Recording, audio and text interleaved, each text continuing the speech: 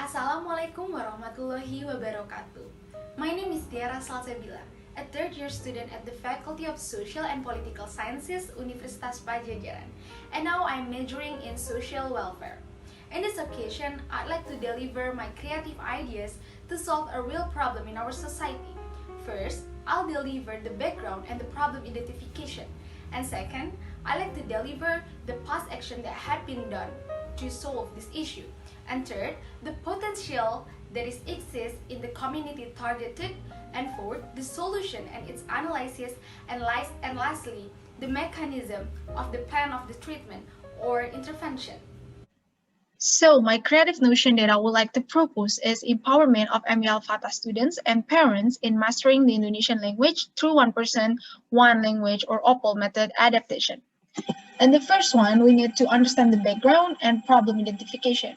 As we all know that education plays a very important role in contributing to the development of our country. And every child of nation deserves the proper educations. But unfortunately, to achieve the goal of equal education, we face challenges. For example, the distance to access school is too far, the inadequate infrastructure, and the economic difficulties. And one of the areas that seems to experience these difficulties is located in Kampung Cigadog, Cicalengka, Bandung. Children there, they are face challenge to go to school because the school is too far. The nearby school is like 8 kilometers away and there's no public transportation. Of course, to get a school for them is too expensive and they choose to help their parents in the farm instead and didn't go to school. But fortunately, there was Mr. Itang. He is a public figure that established MI Al-Fatah in Cigadog in 2016. According to him, children can now access school, but there's a challenge in Indonesian language competency of the students. And Indonesia is a very rich country and has a various cultures and local languages. And children in Kampung Cigadog, they use Sundanese language as a way to communicate. And they're not used to speak or listen Bahasa Indonesia in their daily life. Therefore, their mother tongue is Sundanese language. But we all as Indonesian are obliged to be able to communicate in Bahasa Indonesia because it is our culture that we need to preserve and also it is our national language. Therefore, of that condition, we can identify three problems. The first one, the lack of Indonesian language competency will affect the learning activities because the resources they use Bahasa Indonesia. And second one, the urgency of students to understand Bahasa Indonesia to prepare themselves to face the future. Bahasa Indonesia as a way to communicate, it will make them to explore more and broaden their network nationally in the future. And thirdly, supportive environment to conduct adaptation of using Bahasa Indonesia. Now, we move to the second part. Because of the problem, what is the past action that had been done? According to Mr. Itang, teachers teach the students bilingually in both Bahasa Indonesia and Sundanese language. Well, it might help the student to understand the lesson, but it doesn't effectively make them to be fluent in both languages in a proper manner. And therefore, we need a more comprehensive and innovative solutions to solve this issue. Now, before we talk about the solutions, we have to consider the potentials that happen in the community that we targeted. There are 4 points of potentials. The first one is social capital. The villagers in Kampung Cigadog, they are very characterized by the togetherness, the trust, the feedbacks, and the shared values and norms, and even they have these interconnections. And of course, it supports the locality development, which the locality development requires the high involvement and high participations of the society. Therefore, social capital here become the strength of the community. For instance, in the process of the building of MI Al-Fatah, it was all helped by the people, the parents, and the local folks. And second one, the potential to be the central of education for surroundings. As we all know that MI Al-Fatah is the one and only school nearby, as what I have described it to you. Therefore, the other children or parents who live around Kampung Cigadog, they would relay their education to MI Al-Fatah. And thirdly, public figures in the community who are concerned in education. For example, there are Mr. Itang and Kang Irman. As an influencing actor or activist, they would encourage encourage the people to make a move, to make a change, and to create a development. And lastly, the eagerness and spirit of the students. The students who are eager to keep learning, they have strength to explore and grow and develop. Now, before we talk the solution, we have to know what is actually the goal of this issue.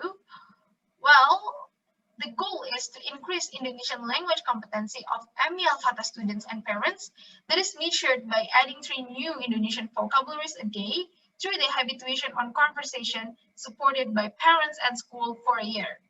And using SMART principles, which are specific, measurable, acceptable, realistic, and time-bound, this goal is actually fulfilling the SMART principle.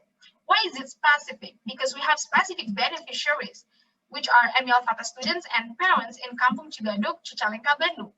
And we also have specific objective that we are working on the issue of Indonesian language competency, such as reading, writing, listening, and speaking.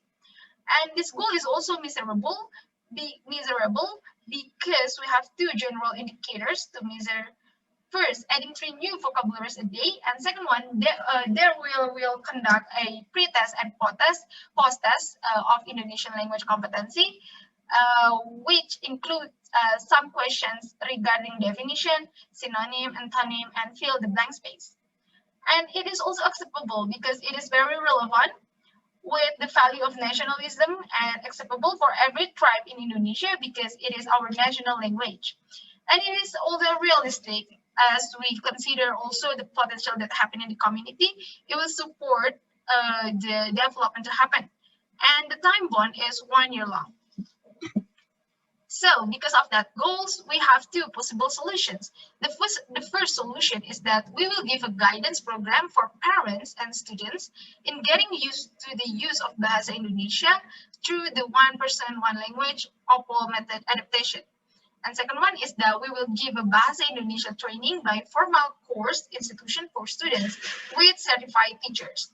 And what's the difference of these solutions? The first one is that the main actors of the first solution is volunteer, and the second one is certified teachers or formal course institution. And the second difference is that the first one will involve the parents in order to create a habituation, and then the second one will only focus on the students. Now, the solutions analysis. So I have 4 aspects or considerations to analyze each solution. So the first one is funding and expenses on the first solution.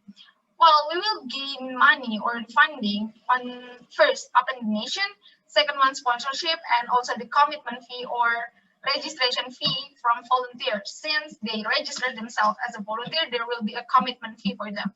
And the expenses that we will spend on this program is that the first one stationery, second one consumptions or foods, and thirdly transportation to get to the village. And the degree of difficulty and effectiveness, this program is concerning on both children and parents. We're highly concerned on the empowerment for the parents to be resilient and supportive to help the children adapt on using Bahasa Indonesia through OPOL. And volunteers will teach the children and supervise the parents on teaching their children. And the time or duration, it will be held for 1 year with routine follow-up and estimated once or twice a week. And the stakeholder involvement, there will be a committee that consists of executive boards and volunteers, but the main actor here is the volunteers that are recruited from public with minimum age of 18. Now, we move to the analysis of solution number 2, the Bahasa Indonesia training by formal course institutions for students. So the funding and expenses, there is a difference, which the funding, we don't get any additional income. And in this case, it's commitment fee or registration fee because we don't have any volunteer, but we have an additional expense also, which we should give an incentive to the formal course institution.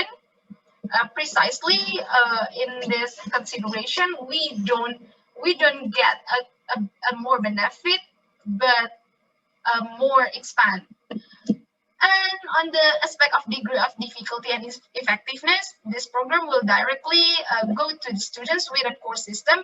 And of course, it will make the students to need to learn from the very basic theories and not spontaneous or more practical.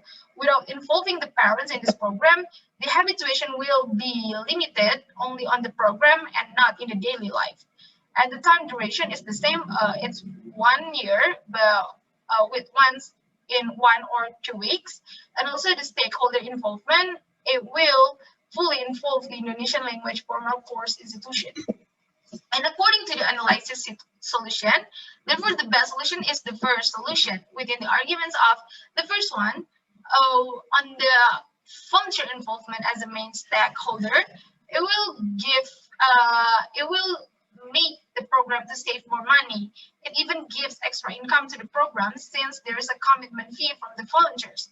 And also the secondly is holistically or comprehensively, the program aims the development of children and parents to be hand in hand. Therefore, the habituation and adaptation to use Bahasa Indonesia will happen in the more effective way. And also the third one, the volunteers' involvement will also be a platform to empower the volunteer themselves to increase their social skill. Therefore, the beneficiaries of this program is not only the children or the parents, but also the volunteers itself. And how is the mechanism of plan of intervention? There are 5 steps, and the first one is assessment.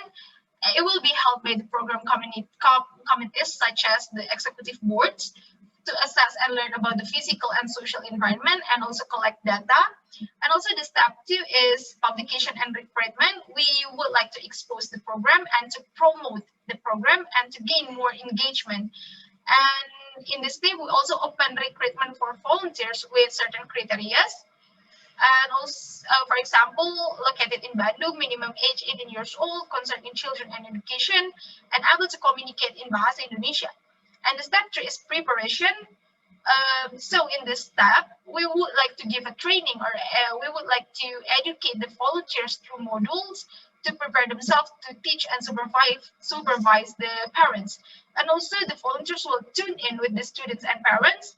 And next, there will be a grouping for each volunteer with 3 parents or students for supervision. And fourth, in this preparation step, we would like to conduct a pre-test to know a very basic knowledge or very basic competency, and then we can measure it in the future. And the step 4 is the implementation of the intervention program. In the implementation, we will first teaching the children. We will divide this implementation of intervention program as 2 main activities. The first one is for the students, and the second one is for the teacher, and is for the parents. So for the students, we would like to teach the children through fun methods like storytelling, reviewing the story that have been told, and also the drama, and also tebak gaya. And for the parents, we would like to give a training and guidance to parents about OPOL method and supervise the development by the daily report or written journal. And on the last step, it's a termination evaluation and follow-up. There will be a post-test to measure the success and also evaluating the program and the parents or children. So the conclusion is we come from a problem and we need a goals, and we have a goals using the SMART principle. And because we have a problem and we want to achieve a goal, we have an innovative solution. So the problem is students' lackness in Indonesian language competency, which relates with their understanding to lessons and networking in the future. And our goal is to increase Indonesian language competency of MI Al-Fatah students and parents. That is measured by adding 3 new Indonesian vocabularies a day through the habituation or conversation in daily life, supported by the environment, which are school and their parents. So the innovative solution is that we will conduct a program, an empowerment to students and parents in MI Al-Fatah in Bahasa Indonesia through OPOL, or one person, one language method adaptation. And the keyword here is the habituation in daily life with certain rules between the parents and children. So that's all from me. Thank you for your attention and consideration. Wassalamualaikum warahmatullahi wabarakatuh.